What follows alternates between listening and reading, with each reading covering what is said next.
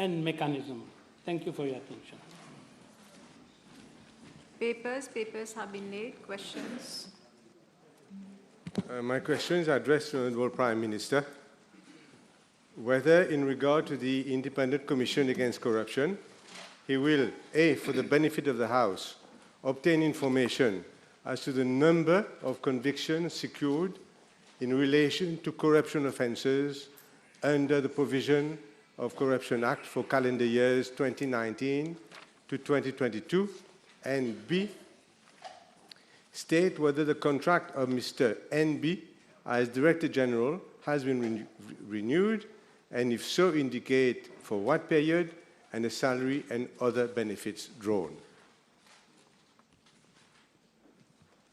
Mr. Speaker, sir, in regard to part A of the question, let me point out right at the outset that the main object of the Independent Commission Against Corruption is not to secure a conviction at all costs. A conviction is the ultimate outcome of a prosecution process.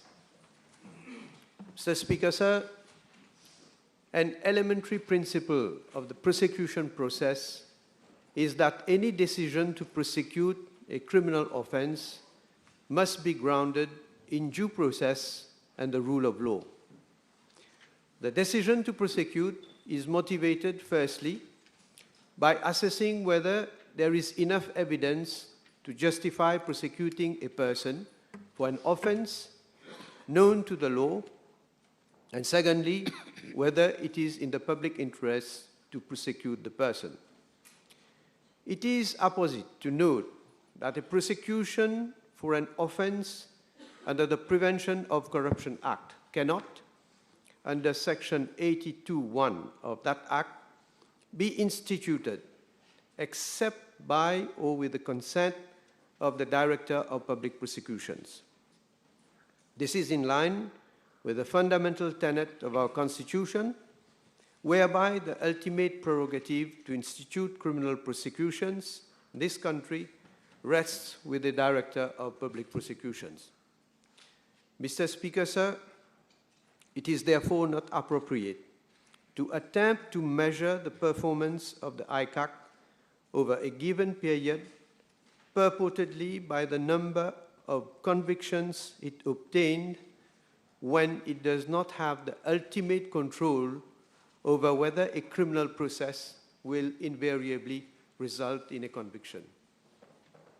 It follows that it is unreasonable to measure the performance of the ICAC based on convictions when a conviction itself is the outcome of a court process initiated by the Director of Public Prosecutions, and any conviction during the reference period of 2019 to 2022 could well have arisen out of a criminal process started before that time. Mr. Speaker, sir, moreover, under Section 20 of the Prevention of Corruption Act, the first 5 functions of the ICAC are as follows, and I quote, A, to educate the public against corruption, B, enlist and foster public support in combating corruption, C, receive and consider any allegation that a corruption offense has been committed, D, detect or investigate any act of corruption, and E, investigate the conduct of any public official which, in its opinion, is connected with or conducive to corruption, unquote. Mr. Speaker, sir, clearly the functions of the ICAC are thus not to secure a conviction at all costs. Mr. Speaker, sir, notwithstanding this, the disaggregated data obtained from the ICAC for the period 2019 to 2022 is as follows. 1, 51 persons were convicted of corruption and money laundering cases. 2, 177 cases. relates to corruption, not to money laundering.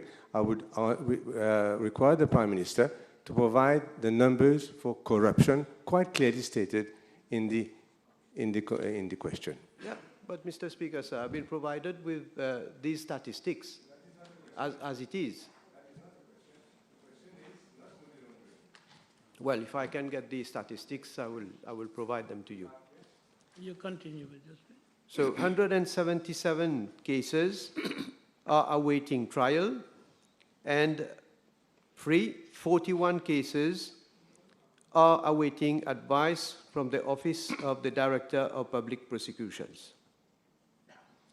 I can further inform the House that for the period 2015 to 2023, 5,593 cases were investigated.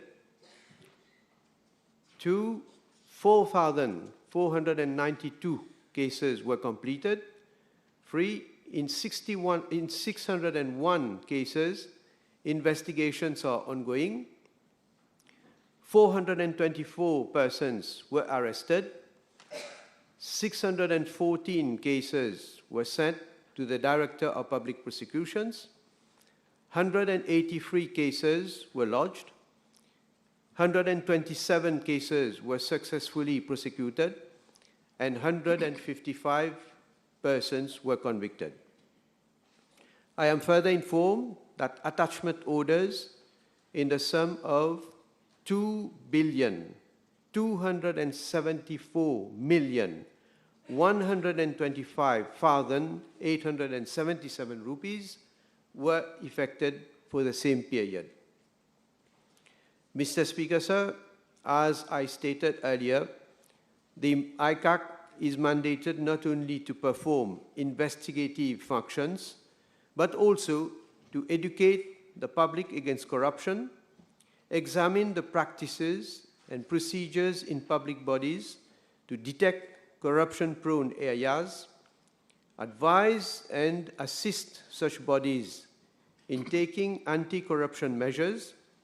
And in this context, I am informed that the ICAC has since 2015 to date undertaken numerous initiatives, including the following: conducting focused, sustained, and tailor-made empowerment programs for public officials of all grades, including new recruits; development of anti-corruption tools. The ICAC has developed the following main documents to assist public bodies: guidelines on gifts and gratifications for public officials, resource guide for attorneys, code of conduct for councillors, code of conduct on procurement, best practice guide, management of contract works for public bodies, and guidelines on exercise of discretionary powers; strengthening anti-corruption infrastructure in public bodies by conducting corruption risk assessments exercises in numerous public bodies, and conduct of corruption prevention reviews and issue of corruption prevention guidance to public bodies.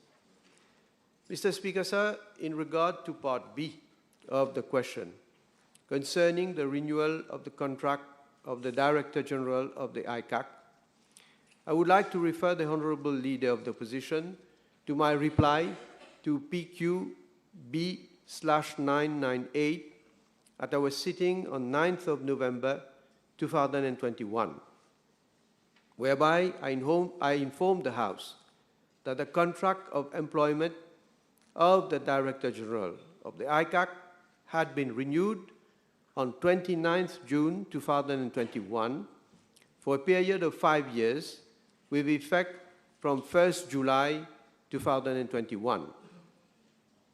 With regard to the salary and other benefits drawn by the Director General of ICAC, I indicated that the Prevention of Corruption Act already provides for a parliamentary committee to monitor the operations of the ICAC. The Prevention of Corruption Act also provides for members of the opposition to form part of the parliamentary committee And according to Section 61(2)(c) of the Act, the Parliamentary Committee may require the Director General of the ICAC or any officer to furnish any accounting or other records relating directly or indirectly to all financial transactions of the Commission and to answer any question in relation to such financial transactions. Therefore, the members on the other side of the House have the possibility of obtaining information on the operation of the ICAC through the Parliamentary Committee to the extent that is allowed by the law. Thank you. I will deal directly with the salary of the Director General. Now, we all know, according to law, it is the Prime Minister himself that sets the salary and terms and conditions of the appointment of the Director General and also the board, etc. This is why this question addressed by the Leader of the Opposition to the Prime Minister, because the Parliament Committee will not call the Prime Minister to answer. So it is his duty today to reply to the nation as to the decision he took as to the terms and conditions of the Director General, which is his own decision. And also, Mr. Speaker, I will remind the Prime Minister that when this question was raised at the Parliamentary Committee, the then Director General, and all my colleagues are nodding, refused to answer the question. So, in the Parliamentary Committee, they refused to answer the question, and this is your own decision, and you refuse to give the information. I would like to ask you to confirm whether the salary is not 650,000 rupees per month, 3 times more than the salary of a judge. Well, Mr. Speaker, sir, I've already replied. The law, POCA, already provides for a parliamentary committee, and the Act itself, in fact, defines the role of the parliamentary committee, the functions, and what the parliamentary committee is allowed to do and what it is not allowed to do. So these matters are best referred to the parliamentary committee. And now let me remind the Honourable Leader of the Opposition that this law dates back also from the time when the Labour PMSD was in government.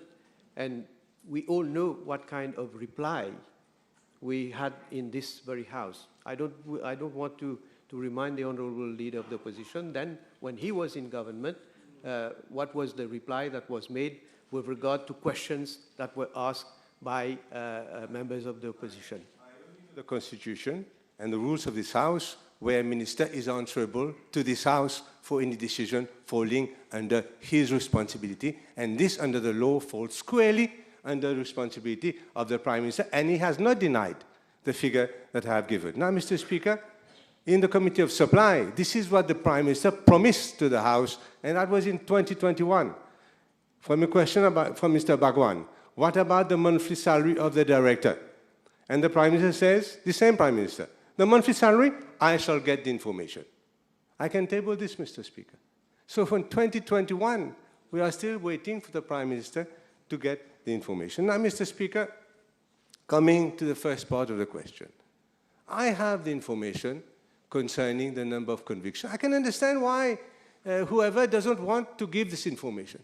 Because in the last 4 years, ICAC has only secured, and listen to this, Mr. Speaker, has only secured 13 convictions for corruption. Leave money laundering, that is a relatively easy thing to prove. For corruption, only 13. And out of that, one guy was supposed to have taken 3,000 rupees and a set of screwdrivers. Another person, 500 rupees. Another person, 13,000 rupees. Put your question. Be patient. Another person, 6,000 rupees. So what I'm saying is out of these 13 cases, Mr. Speaker, most of these are for petty corruption and not a single case for major corruption. And this is, I'm asking the Prime Minister whether he's aware of this. Obviously, he's saying he's not aware of this. Let me come to the first part. It was not a question, it was a statement, but I will reply to your first part of your statement. You say that you're quoting Committee of Supply. let me refresh your memory, Honorable Leader of the Opposition, to a question put at the sitting of the 11th of December, 2007. Yeah, you were in government, were you not? Yeah. Listen. Wow. Order. When I reply, you ow? Order. Did I make any noise when you were putting your question? I did not. So don't ow. Okay. Listen. The question was put by then Honorable Boda, who was in the opposition. Whether he will question to the Prime Minister, whether he will, for the benefit of the House, obtain from the Independent Commission Against Corruption information as to the number of cases reported thereto since July 2007 to date. Listen to that, Mr. Speaker, sir. The honorable member is asking about the number of cases reported since July 2007 to date. What is the answer? The acting Prime Minister replied, Mr. Speaker, sir, I am informed that Section 81 of the Prevention of Corruption Act imposes restrictions on the disclosure of information by ICAC.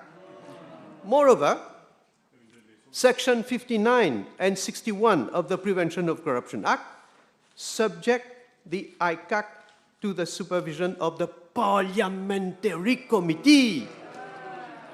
It is the Parliamentary Committee which is vested with the power to make reports to the National Assembly on inter alia, the manner in which the Independent Commission Against Corruption is discharging its functions and exercising its powers. The information requested by the honorable member will surely be made available in the annual report of the Independent Commission Against Corruption.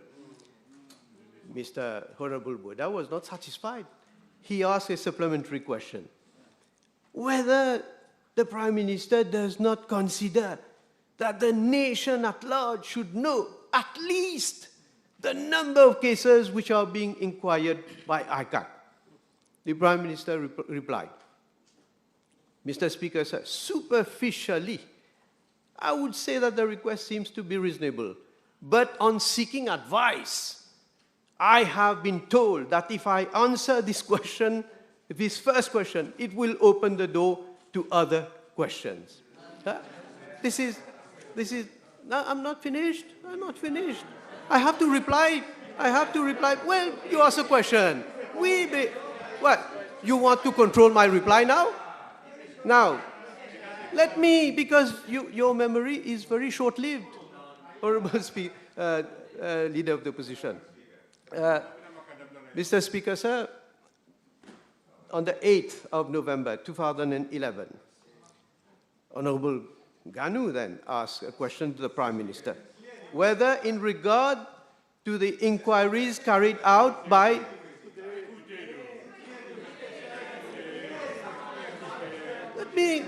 I have to reply. Honorable Leader of the Opposition made certain allegations towards me about I'm not wanting to reply. Let me remind him what he was in government, what the Labour, PMSD government, what kind of reply they were making to this House. Whether in regard to the inquiries carried out by the ICAC, since it said... I've never asked any question with regard to inquiries, merely convictions. And the Prime Minister has provided the figure for corruption, but mixed it up with money laundering. I have never asked any question on inquiries. You are beside the point. Convictions. But if you listen to what I'm saying, you will see I am relevant. I am going to, but you don't want to listen.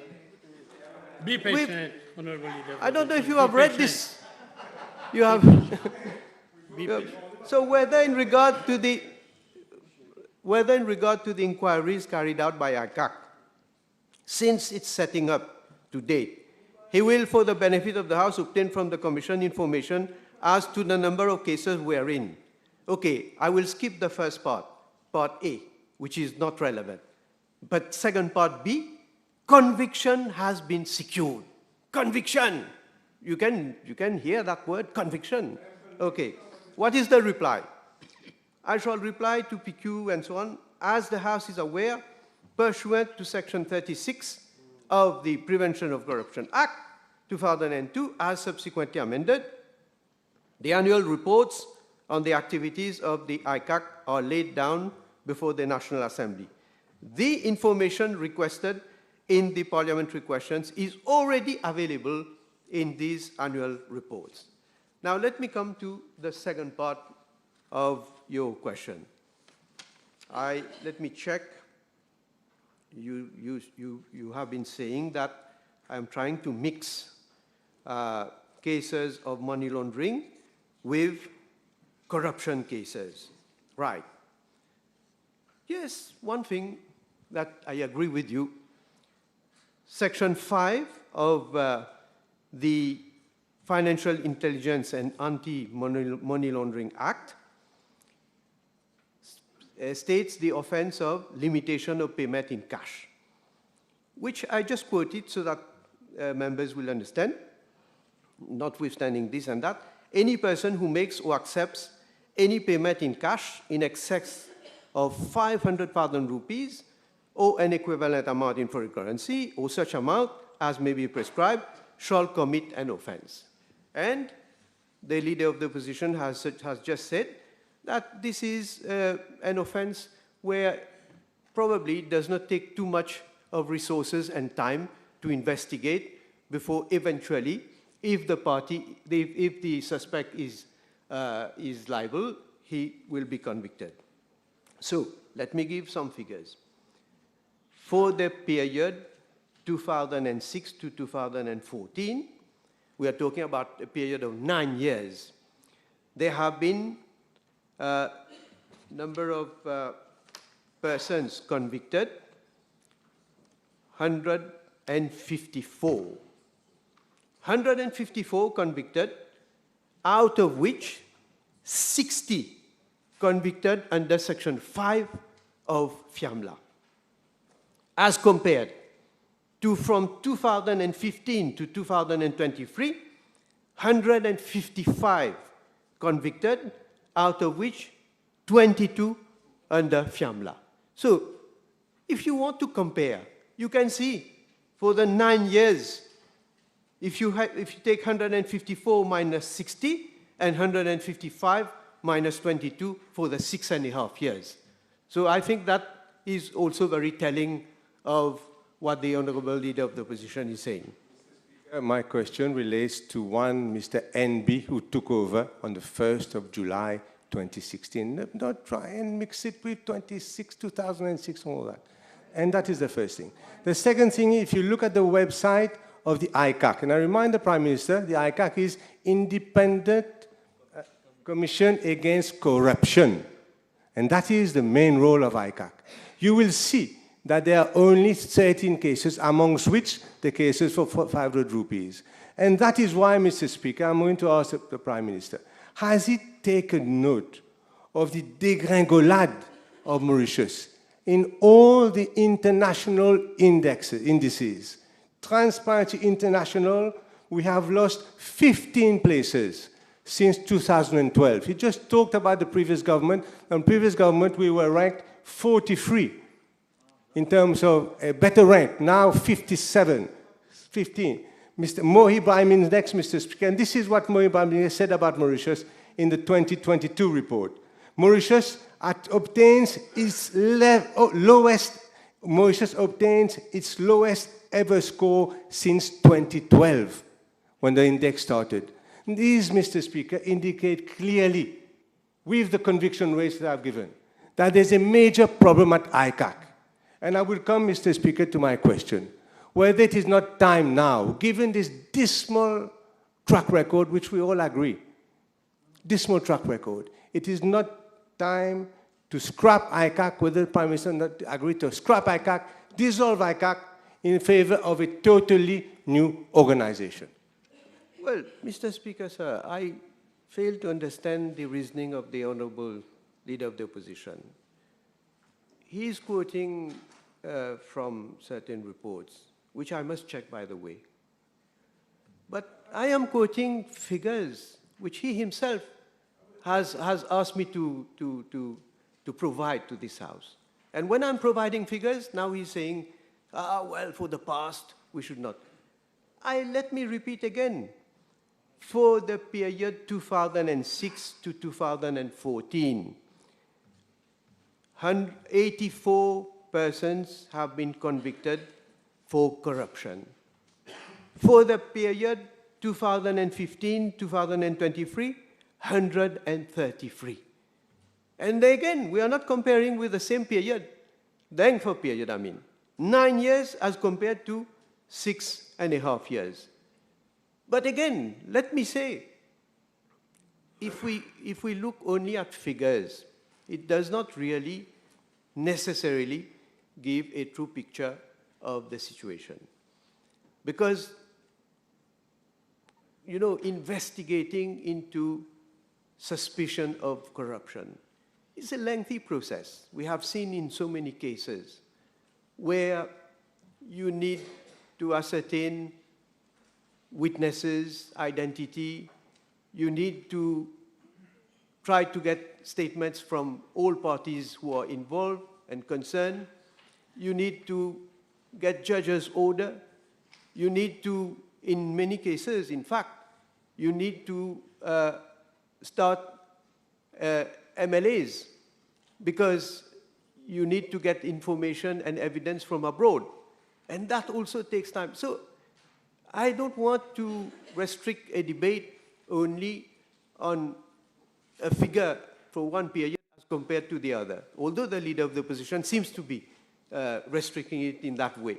There are many, many other factors that have to be taken into consideration before we can ascertain the efficiency of one organization or the other. And I have said also in my reply that not everything depends on ICAC.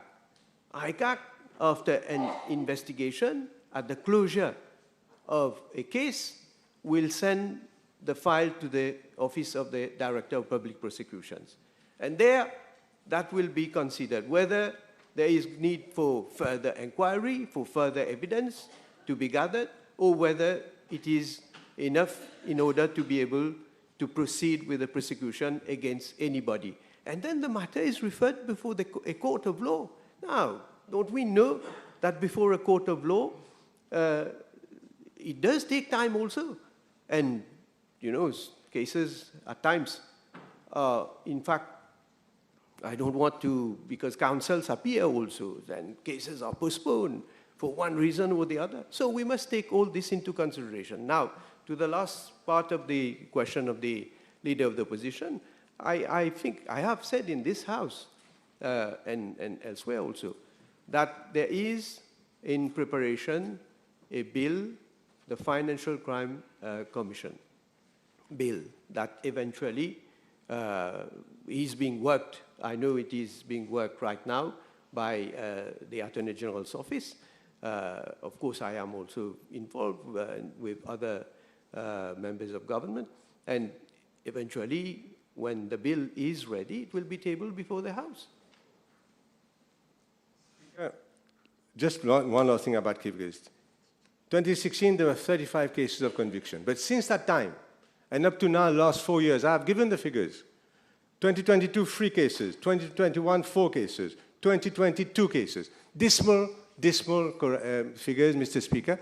And, of course, no major case. And there's a feeling, Mr. Speaker, and I'll put it to the Prime Minister, that ICAC, a strong feeling in the population, Mr. Speaker, that at ICAC it's deux poids, deux mesures. The opposition members, of course, there is full force of the law, and so friends of government, it is absolutely the contrary. No, and that is the I will feeling stop you there, leader of the opposition. Yes? Leader of the opposition, I'm on my feet. Don't make any insinuation. This is an independent body, whether you like it or not. It has been created by law. You are in parliament. You are leader of the opposition. You have to respect institutions.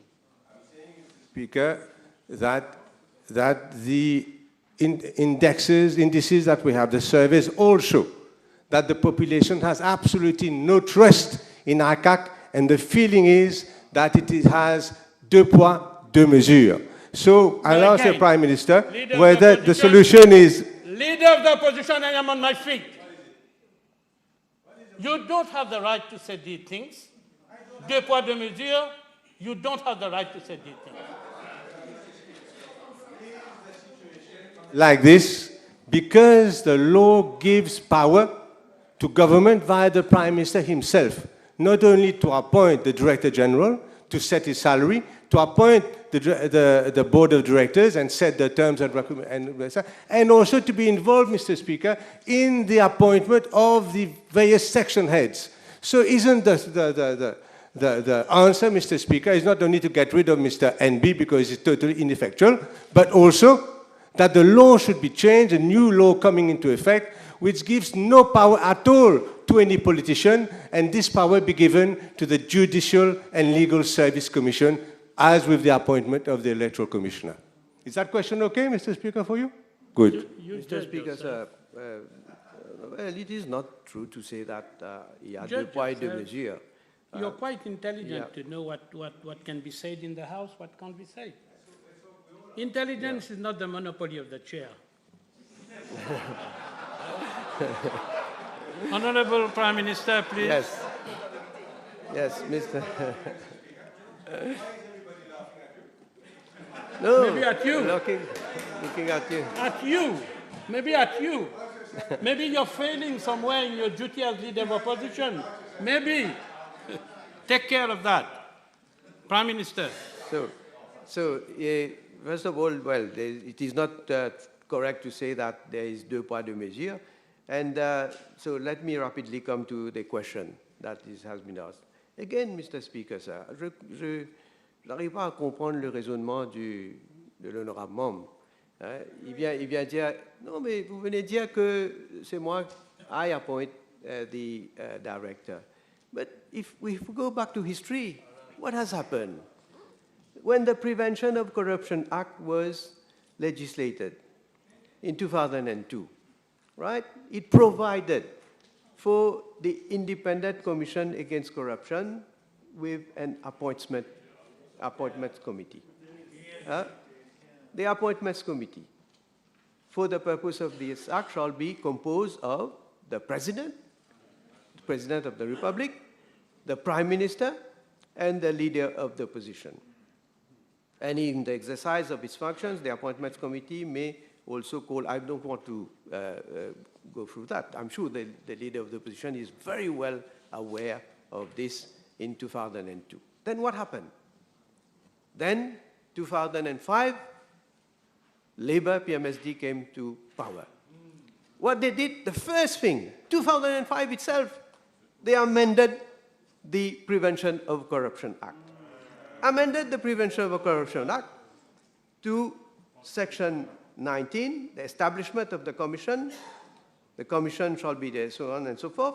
The director, subsection 4, the Director General shall be appointed by the Prime Minister after consultation with the Leader of the Opposition and shall be a person of Sansa. So, look, this is what you did. And now you're telling me, why is it that I do appoint the Director General? This is provided by the law, and the law has remained as it is. Yes, it has not been amended in that respect. Now, if you want to make a proposal, you made a proposal that we should amend this. We'll see. Well, yeah. Is that it is the Judicial and Legal Service Commission that takes over all of your functions concerning ICAC or whatever new organization there will be. And secondly, Mr. Speaker, that ICAC no longer bothers itself with petty criminal offenses of 500 rupees, a set of screwdrivers, etc. ICAC has cost its nation 3 billion rupees since its creation and 1.1 billion rupees since the last 5 years. It's not its role to worry about 500. I've started the question. You know, like Mastermind, you start and you finish the question? Time is already over. Please, I'm giving you the chance of putting your question, and so far you haven't put any question. Be patient. This is my point. Be patient. Put the question now. Be patient.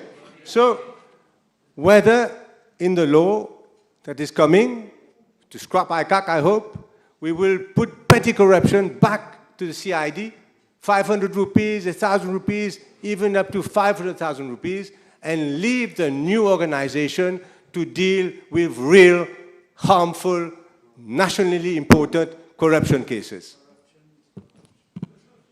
Monsieur le Président, l'honorable leader de l'opposition, de 2005 à 2014, n'a pas pensé qu'il fallait faire une proposition pour amender la loi concernant la nomination du directeur général. Pendant tout ce temps, c'était correct, c'était bien, la loi comme c'était, qu'ils ont amendé eux-mêmes, d'une manière, je dirais, très transparente, ayant un comité avec le président, le leader de l'opposition et le Premier ministre, pour que ce soit le Premier ministre qui nomme le directeur général. Donc pendant tout ce temps, c'était correct, c'était bien.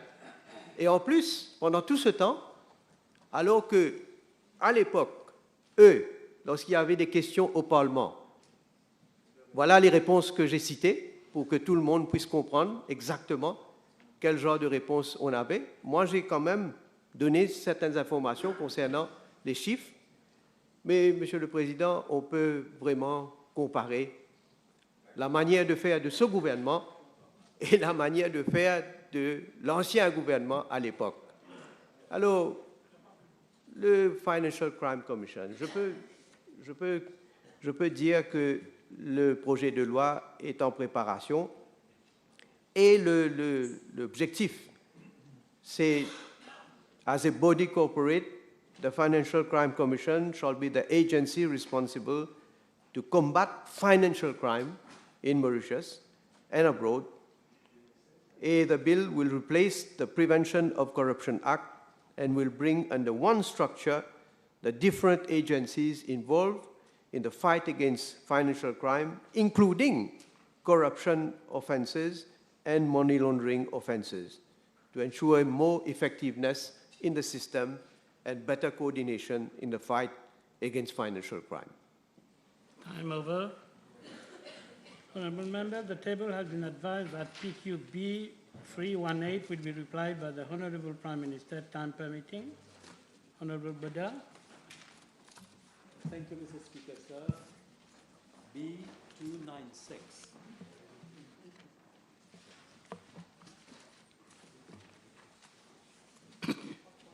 Mr. Speaker, sir, the House is fully aware that my government has been dealing with the drug scourge on various fronts.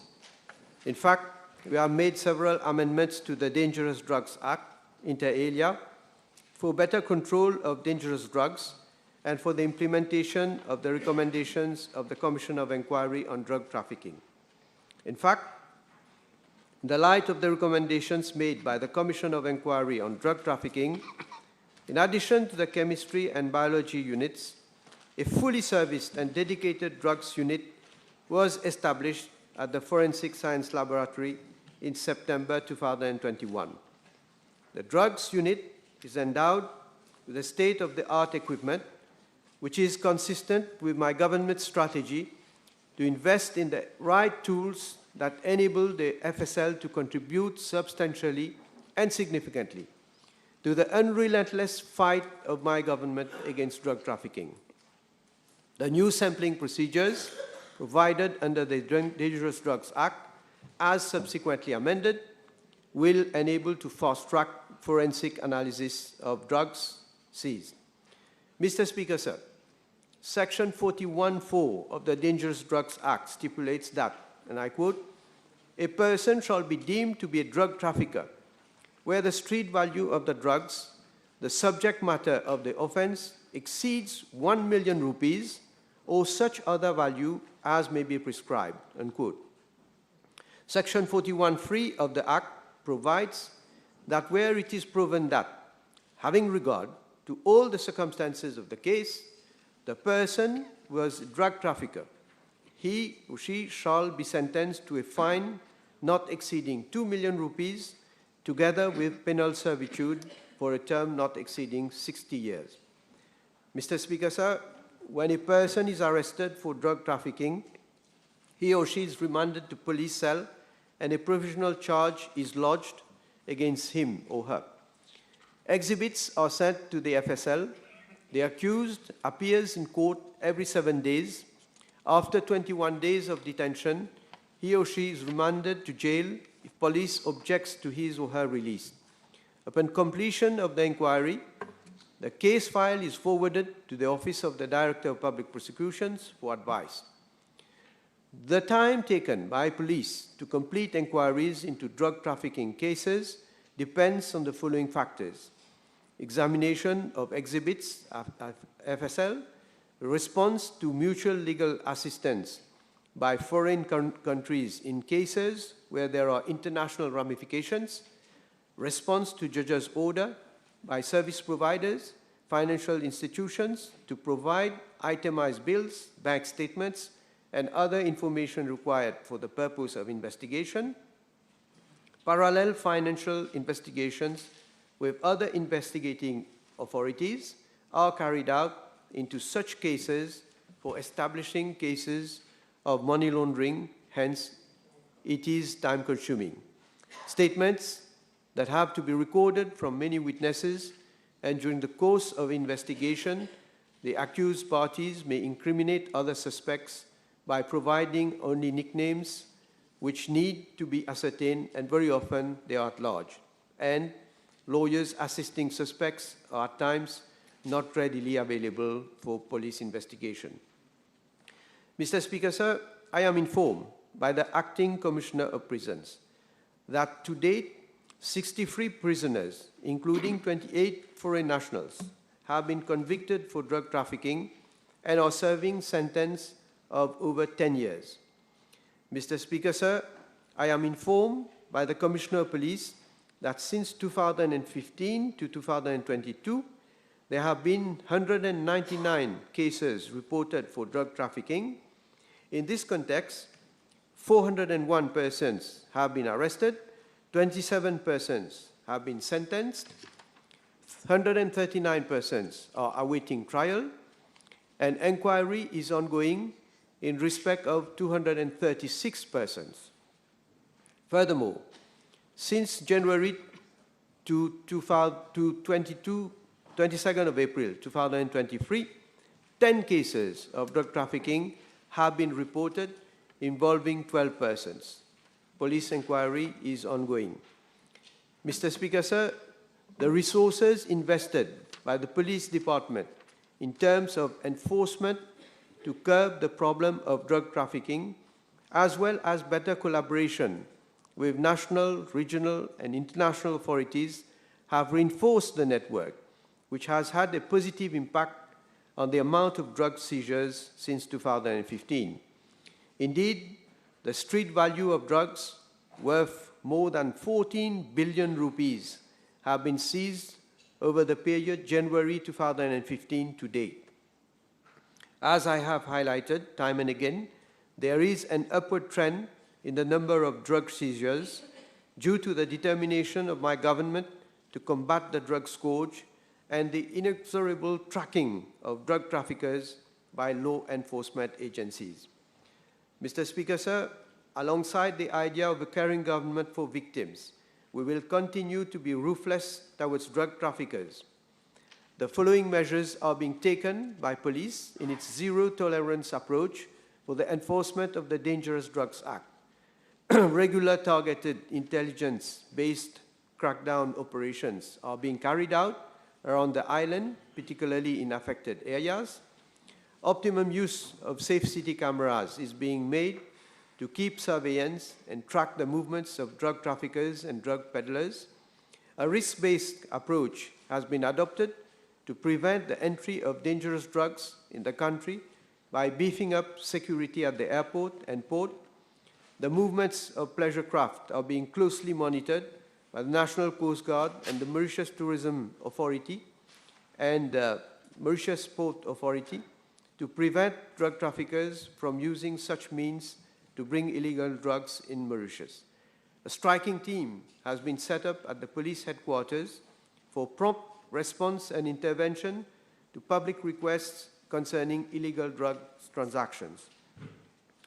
Tailor-made training, sophisticated equipment, and incentives are being provided to the personnel of Anti-Drug and Smuggling Unit officers to improve their operational capabilities in the fight against dangerous drugs.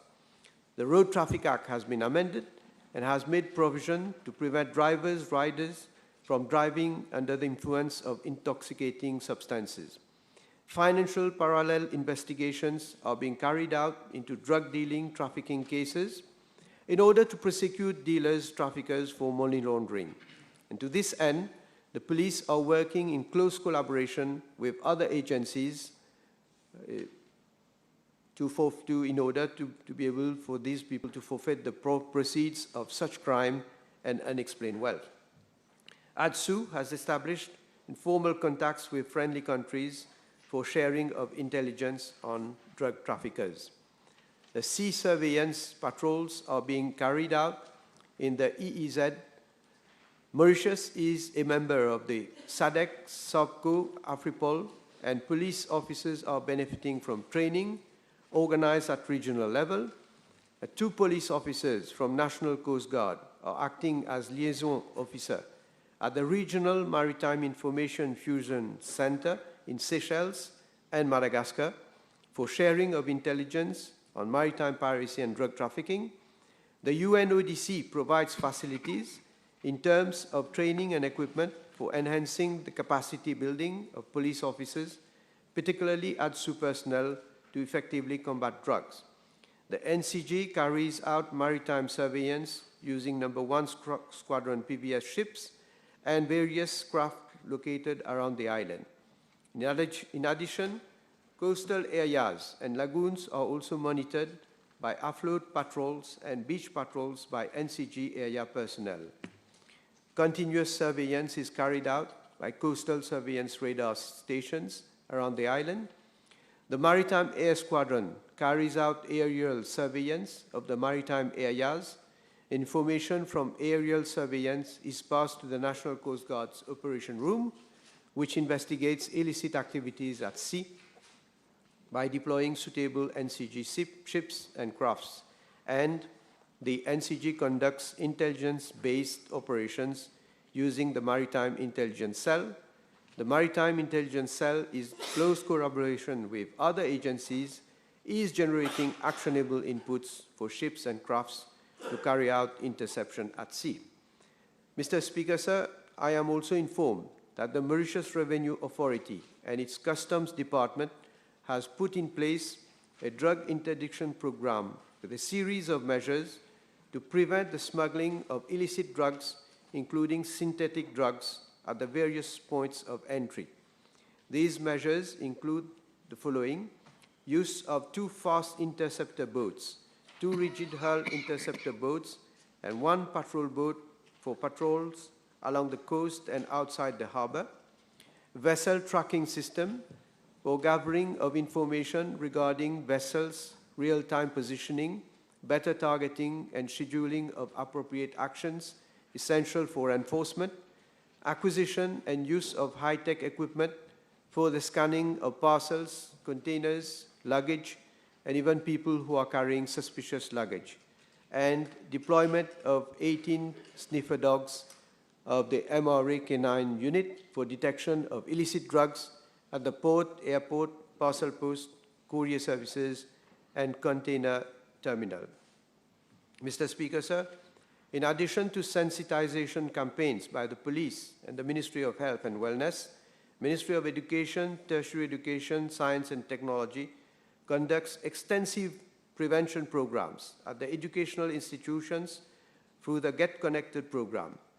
To enhance the drug prevention program, a community-based approach has also been initiated through the implementation of the Youth Empowerment Program Against Drugs since February 2021 by the Ministry of Health and Wellness in collaboration with the Ministry of Youth Empowerment, Sports and Recreation, the police, National Drug Secretariat, and the NGO partners targeting different regions of the country.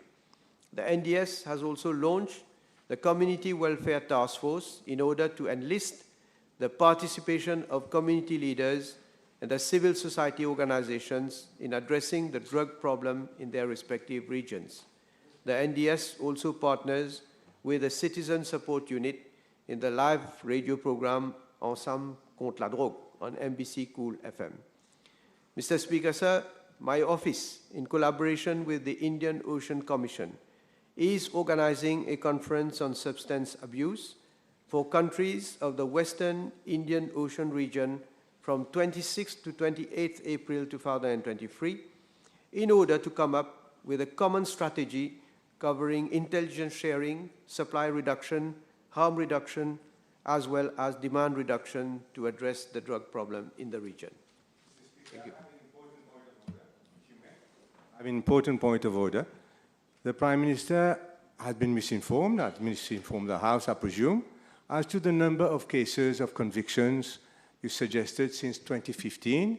You said it was 155 minus 22 under money laundering section 5 of FIAMLA.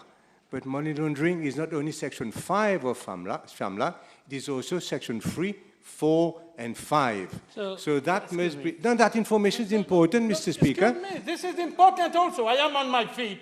You have to listen to me. Is it a point of order or are you explaining something? It is a point of order. The Prime Minister has given information and has been, I'm being very kind, has been misinformed. So it is now up to him. At some later stage, I will wait for him to come with the actual information. The Prime Minister has a responsibility to give accurate information to the House. This is not a point of order.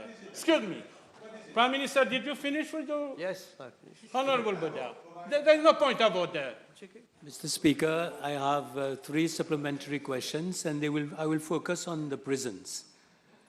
In view of the fact that there is an intelligence squad within prisons, may I ask the Honorable Prime Minister whether he is aware that the drug barons within the prisons are corrupting officials and guards to introduce weapons, smartphones, and drugs within the prisons? Well, Mr. Speaker, sir, there are, of course, a protocol for the prison officers in delivering to their responsibility in their duty. There are regular checks that are made. I am aware that those dangerous, especially those who have been convicted, so-called dangerous drug barons, they are under specific surveillance. And if the Honourable Member have a case, the Honourable Member is making a general statement to say that these drug barons have this and that. Yes, if they have, if you can provide me with specific information, of course, we will relate to the concerned authorities for them to look into those cases. My homework, Mr. Speaker.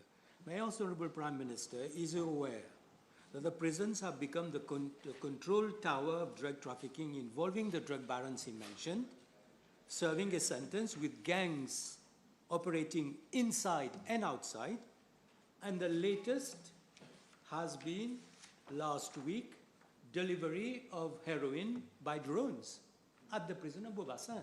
So I'm asking the Prime Minister, who is aware of these things happening within the prisons. Monsieur le Président, effectivement, je suis au courant qu'il y a eu tentative de livrer certains produits par des drones. Et d'ailleurs, dans 2 cas, if my memory serves me right, dans 2 cas, les drones ont été interceptés et les drones ont été saisis, et les produits aussi. Alors, if you have other cases, as I say, if you let me know about specific cases, but I mentioned I can have the information about the drones. I know there have been interception of drones. My last question is about the seizure of assets of these drug barons. Since they have been there for a number of years, may I ask whether after the seizure of their assets, what has happened, whether there have been the forfeiture of those assets?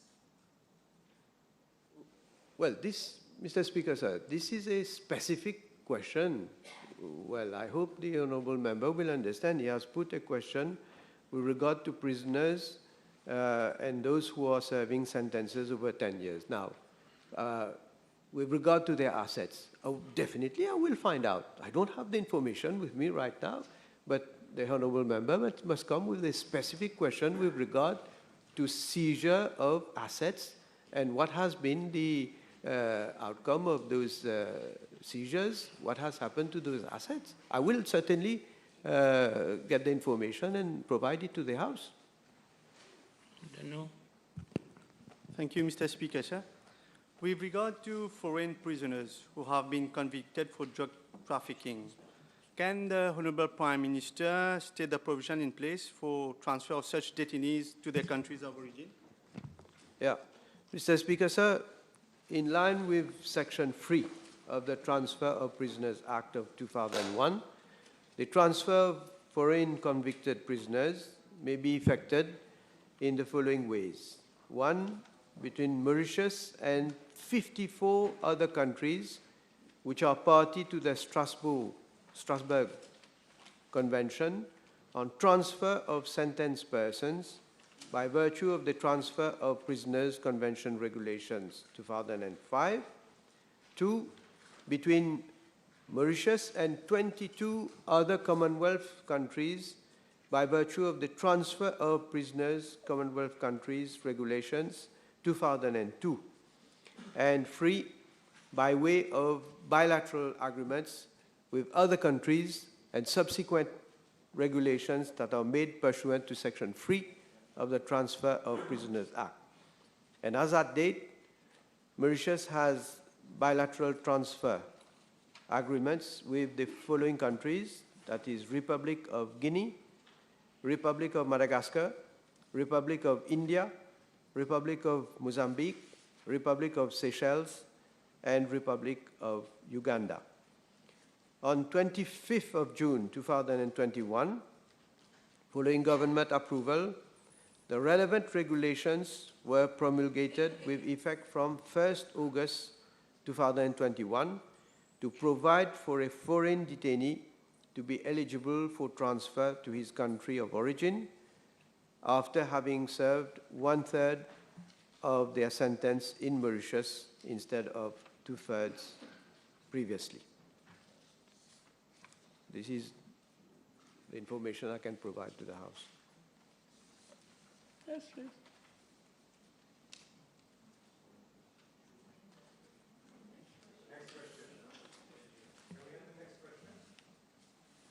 Honorable Omia, you ask the floor. Thank you, Mr. Speaker. The Honorable Prime Minister gave a very detailed reply as to steps and action taken by his government to protect our sea borders from illegal drug trafficking. He will surely know that skippers, rogue skippers, form a major link in that illegal business. Can I ask the Honorable Prime Minister whether he will ask the relevant authorities to have an intense scrutiny on those skippers who are given a license to venture outside the 12 nautical miles and subject also to an asset and declaration so that they can be earmarked as those having an illegal business. Thank you. Yes, well, with regard to skippers, I take note of the observation of the honorable member. It is a fact that we have had quite a number of cases where people have tried to introduce illicit drugs to the island through that route, that is by sea, and especially using those small, fast boats. In fact, we have a case now where one boat has been seized by the authorities in Réunion Island, and well, I think two or three Mauritians have been arrested. So, but I'm not saying more than that. I'm just saying as a fact, this has happened. So, well, I take note of the proposal of the honourable member about scrutinizing these, those who have had their license. It is, of course, according to law, what they can do, where they can move, how they can operate. But we will be definitely more vigilant. We are already, but we will do more in order to be able to see to it that anyone for that matter, not only those people, but anyone for that matter, does not go against the law. The table has been advised that PQ B306, B307, B297, B303 have been withdrawn. Next question.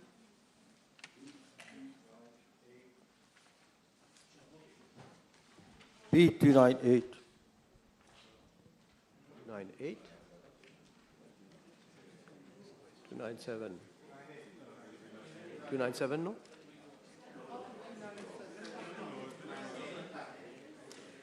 Okay.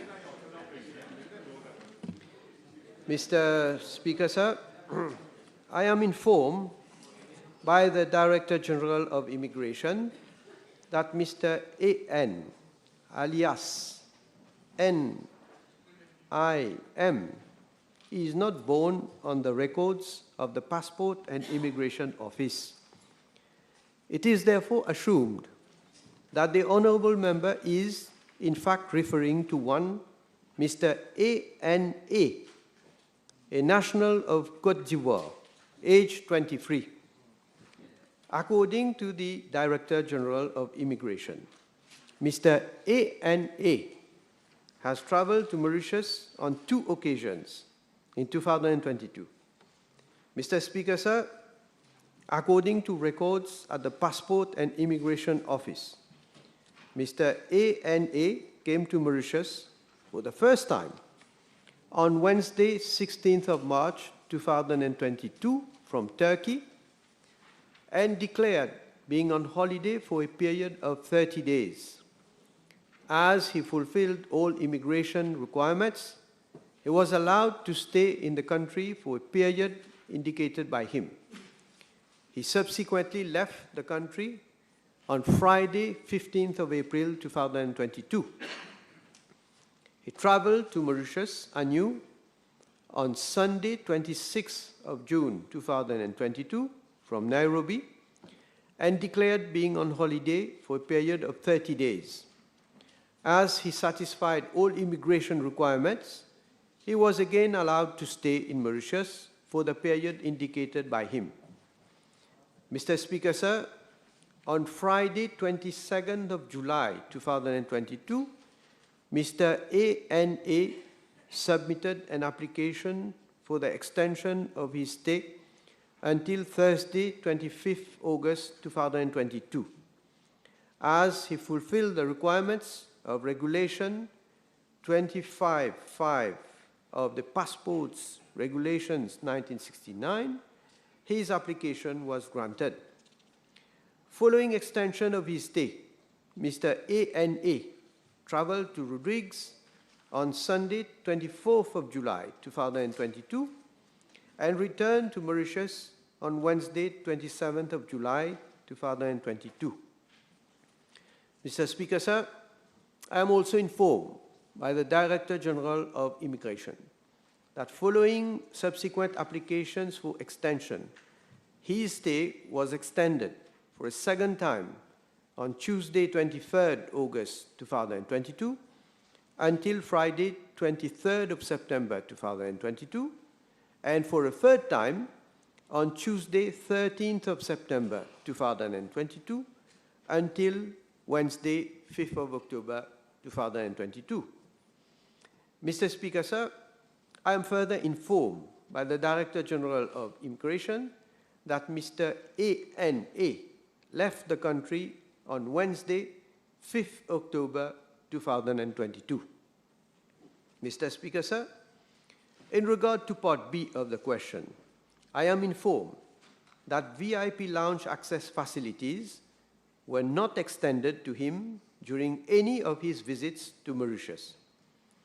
Mr. Speaker, sir, I wish to inform the House that access to the VIP lounge is granted to an established category of persons. These persons are required to follow all procedures at the airport, both on arrival and departure, such as check-in, immigration formalities, and security checks, as is the case for all other passengers traveling through the normal channel. Can I know from the Honorable Prime Minister who invited Mr. A, and is it true that he paid a visit to the police post of Rivière-Noire? Can we know the purpose of his visit? And if the responsible officer, police officer at that post was transferred after his visit? Well, Mr. Speaker, sir, I do not know who has invited Mr. A. And I am not aware whether he has called at the Rivière-Noire police station.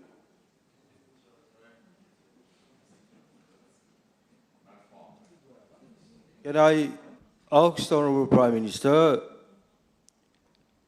being given that A is very close to Mr. Franklin, to Mr. F, has he been contacted by the ICAC in the Franklin affairs? Well, I am not aware of the relationship of Mr. A.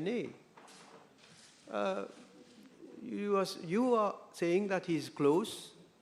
Is he involved in any offense that he might have committed? If you can tell me. When you say you are close to somebody, but so many people meet so many other people. Now, you are saying that because, I don't know whether he's close first of all, but for me what is important, is there a case? Is there an act?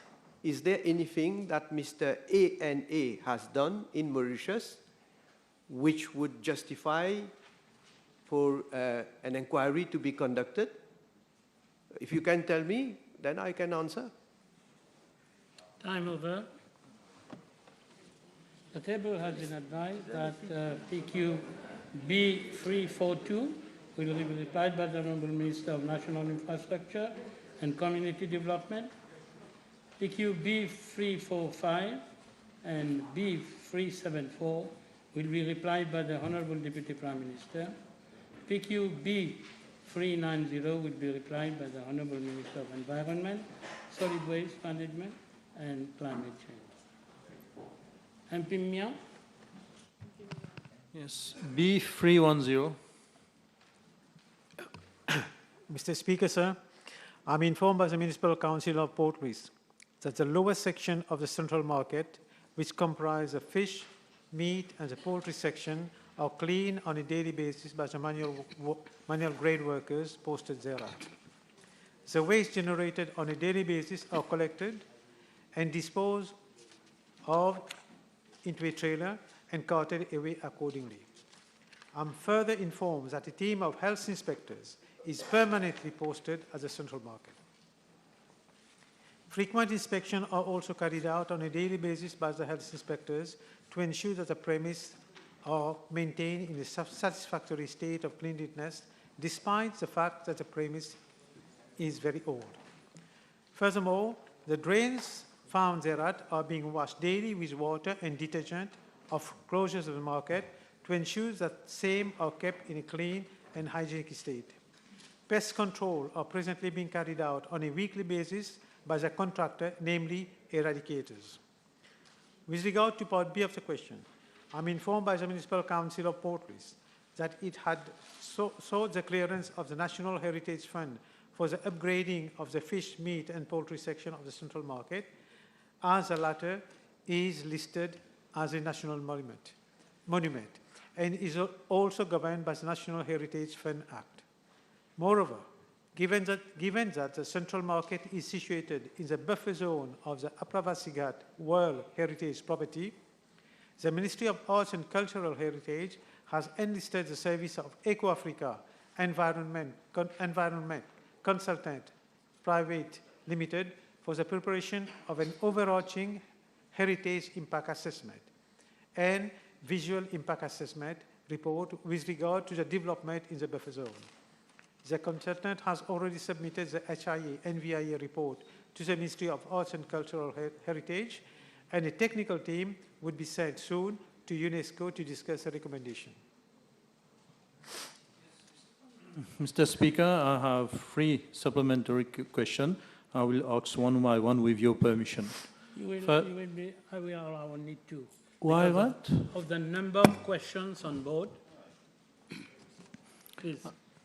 I hope it will be applied to everyone in this House. Of course, definitely. Mr. Speaker, it's a matter of regret that year after year I have to put a PQ on this matter because of the unhygienic condition of the Bazar Central, Bazar Poli, as we call it. The first question I have asked in relation to this matter dates back to July 2016, and since then, every year, I have been asking questions on this matter. And I must say that I am a bit surprised by the answer given by the Honourable Minister, because recently there has been a reportage, an article by Défi Quotidien, which dates back to 18th of April this year.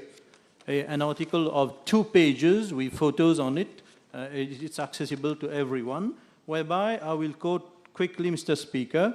No, you're not going to quote on honor. No, I will not quote extensively, just 2 lines. Put your question. It's coming, but I have to quote from what has been said publicly in this paper. You told me you had 3 supplementary. I'm allowing the first one. Up to now, you haven't asked your supplementary question.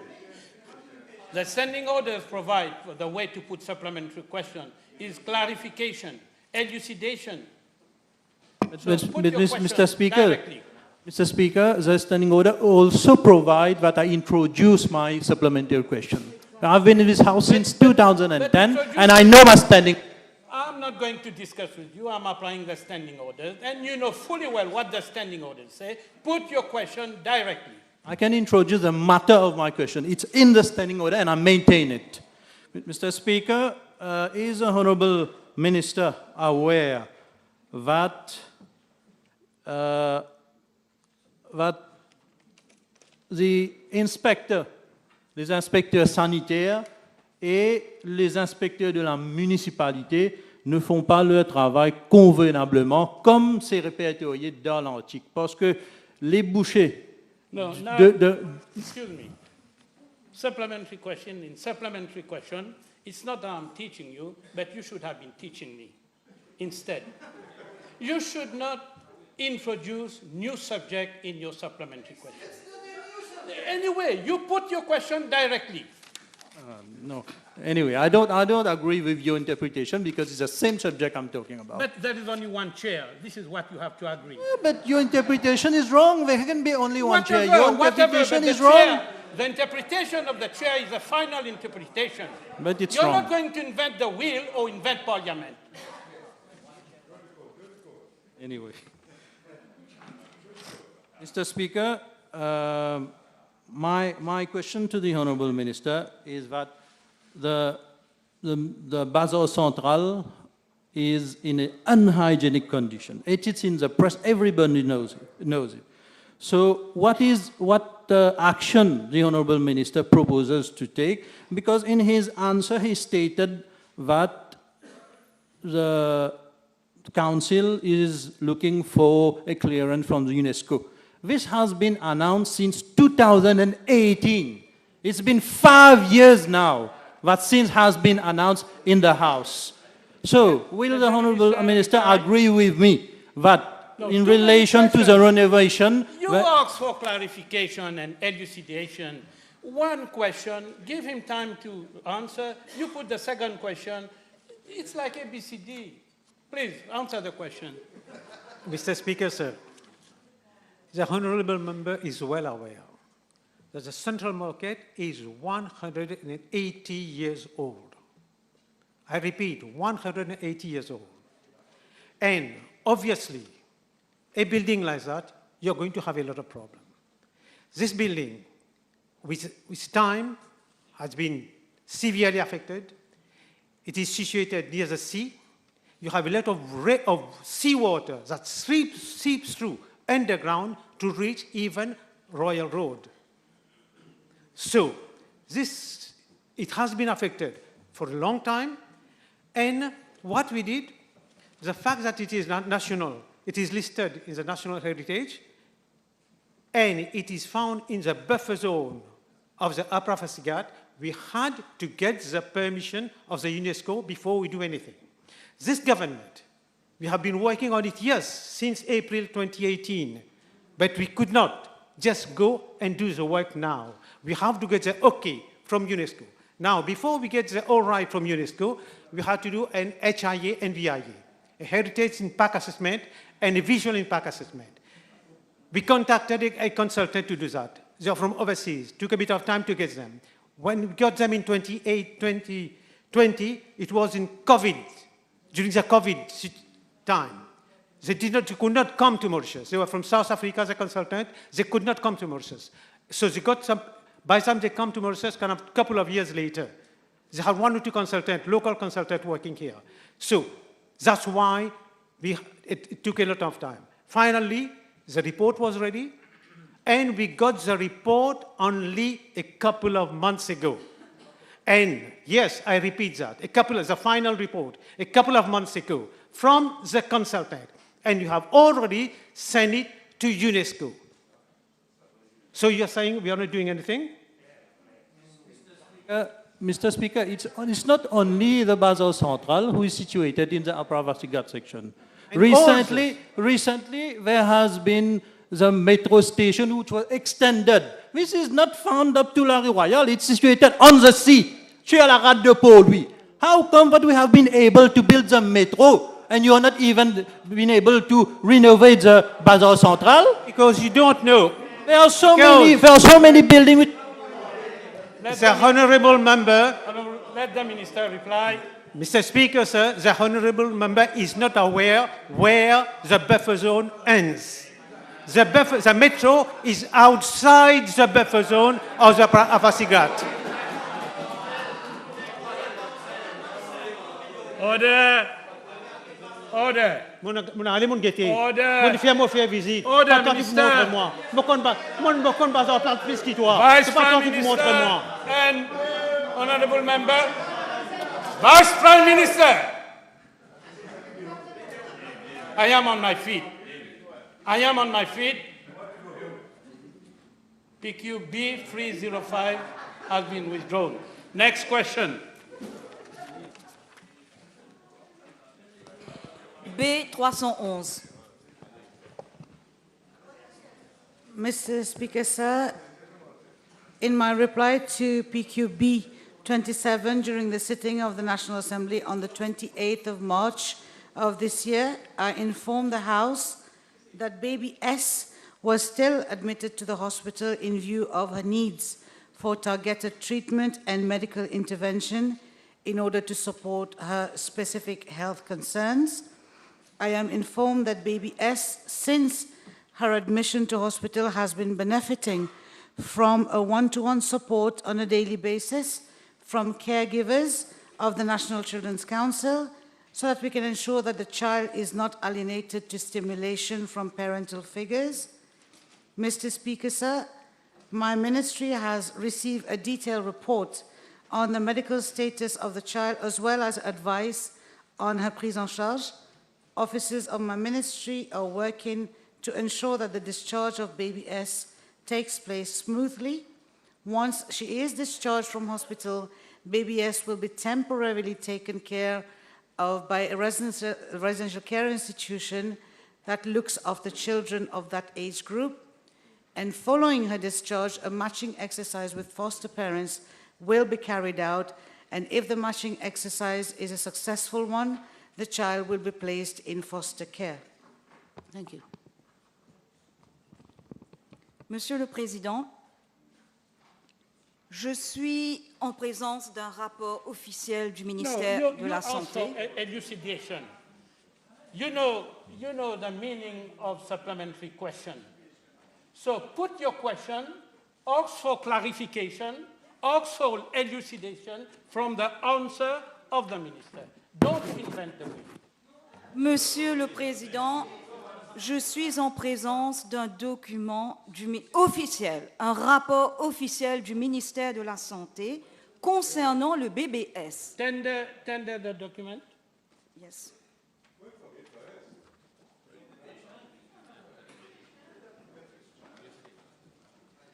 Let us check the document first. OK.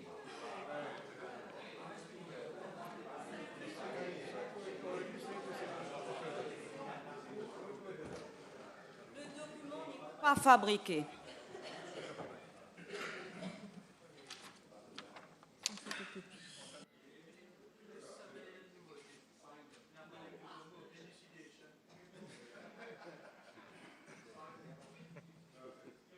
Je vous remercie, Monsieur le Président. Merci Yes, beaucoup. This is a rule. This is a rule. I appreciate honorable member having brought an official document. All this applies to all honorable members. Bring official document, no private document. I thank you very much, Mr. Speaker, sir. Je suis donc en présence d'un rapport officiel de la santé datant du 27 mars qui contredit les propos de la ministre et confirme que le BBS est en bonne santé et attend un placement dans un shelter. La ministre peut-elle indiquer à la Chambre pour quelle raison ce bébé qui est en bonne et parfaite santé ne peut pas quitter l'hôpital? Est-ce que son ministère a refusé de reprendre le nourrisson? Merci. Mr. Speaker, sir, I note with a lot of concern that such a confidential document happens to land in the possession of the member of the opposition. Nevertheless... Order. Let's listen to the reply. Mr. Speaker, sir, in my reply, I have never indicated that that baby is not in good health. The baby was born with some serious congenital defects that require specific and targeted medical attention, which means even when she will be discharged and in the care of whether it is an RCI or a foster care family, will require frequent visits to the hospital to obtain such targeted treatment. Therefore, it is very misleading to say, for Dr. Anctil to say that the baby is in perfect health.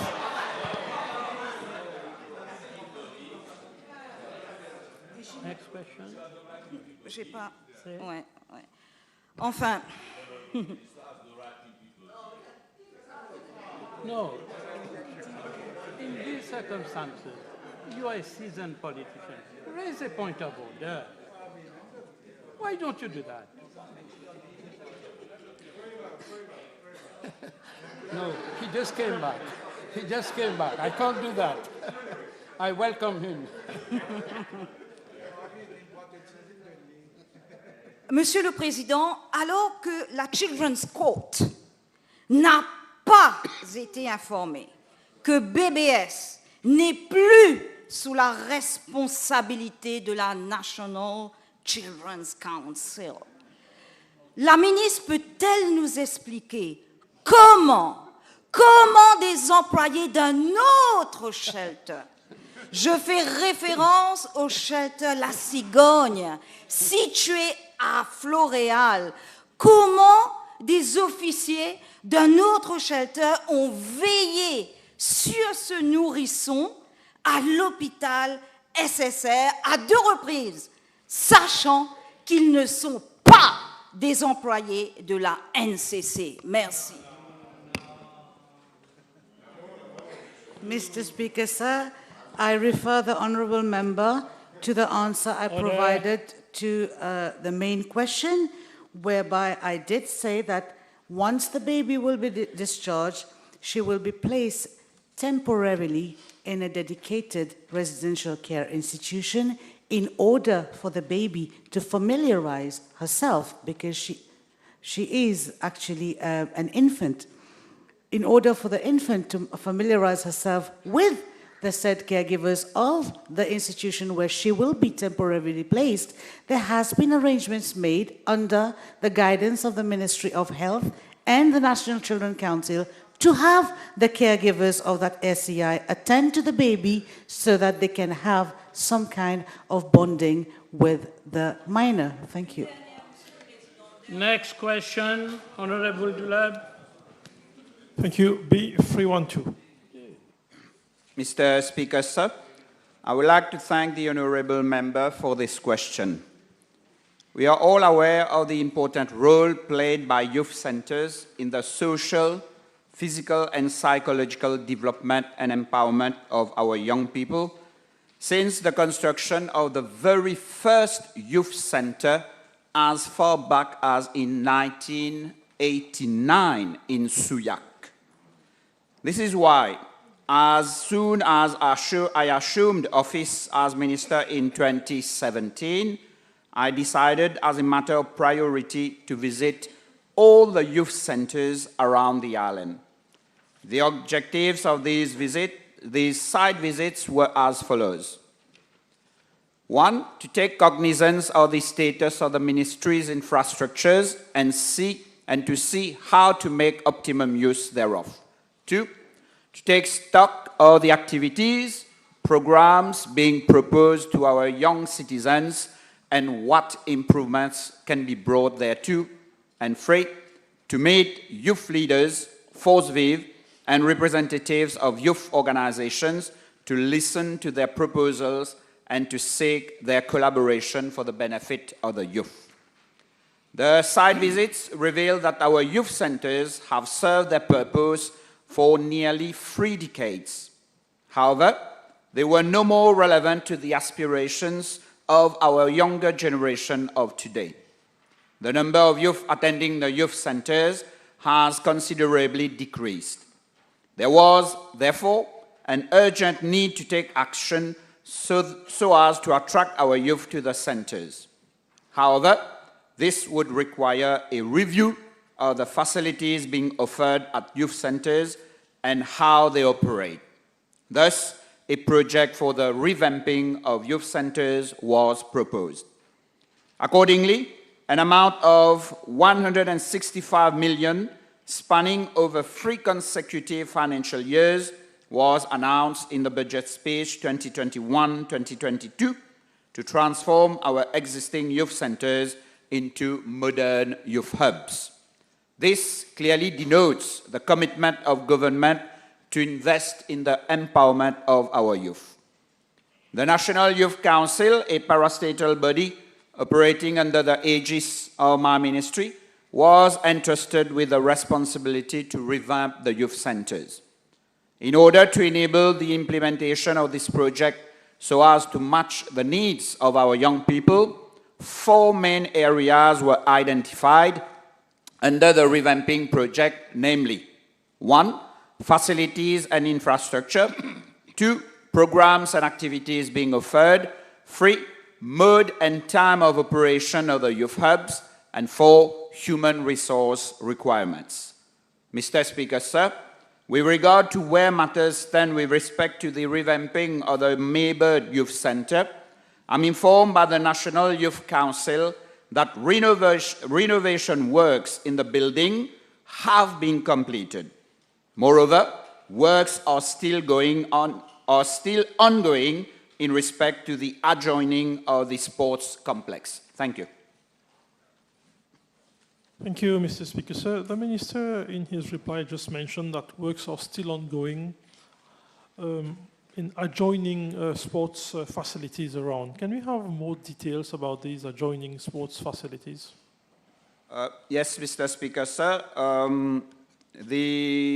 At the Youth Center of Maybird, we have a outdoor sports complex where mini football can be played, handball, basketball, and volleyball also. So there is actually a contractor working on this revamping of this sports complex, which is just beside the Youth Center of Maybird. Thank you, Mr. Speaker. So can we have from the Minister the final completion date of the Maybird Youth Hub? Monsieur le Président, donc comme je l'ai dit, nous allons terminer le complexe qui se trouve à l'extérieur et je crois comprendre que nous sommes arrivés à environ... non, je n'ai pas avec moi. Cependant, il nous reste à acheter les nouveaux meubles pour mettre à la disposition du staff et de toutes les personnes concernées. Et donc, cela va nous prendre encore quelques temps. Malheureusement, je ne pourrai donner de date spécifique en ce qu'il s'agit de quand les travaux à Maïbo seraient complétés. The table has been advised that the following PQs have been withdrawn. B383, B341, B367, B347, B389, B347, the first one of B345, B389, B347, B378, B393. Honourable members, I'll suspend the sitting for 1.5 hours.